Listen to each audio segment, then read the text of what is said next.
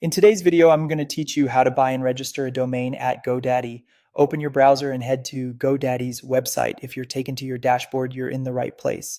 From there, locate your website project and select Edit Website.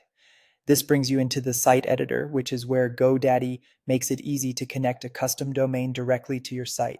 Inside the editor, look for the option that says Get a Custom Domain. Click it to open the domain search tool. This is where you'll look up the name you want. In the search bar, type your desired domain, like your brand or business name, and press search. A quick tip, keep it short, easy to spell, and avoid special characters if possible. Consider different extensions like .com, .net, or a relevant country or niche extension if your first choice isn't available. If the name is available, you'll see the option to add it to your cart. Click Add to Cart. If it's taken, try small variations. Add a relevant keyword, switch the extension, or adjust the wording until you find a good fit that still feels on brand and memorable. Next, GoDaddy may offer extra features such as domain protection, email, or website security. These can be helpful, but they're optional and can be skipped if you're keeping things simple.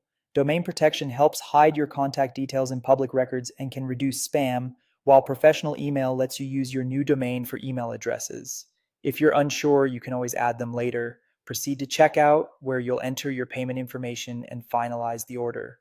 Take a moment to review the registration term. Domains are usually sold in 1-year increments, and auto-renew is often enabled by default so you don't lose your domain by accident. Double check the price, the term length, and what's in your cart before you complete the purchase. After you place the order, check your email for a verification message from GoDaddy or the domain registrar. Open the message and click the verification link to activate your domain.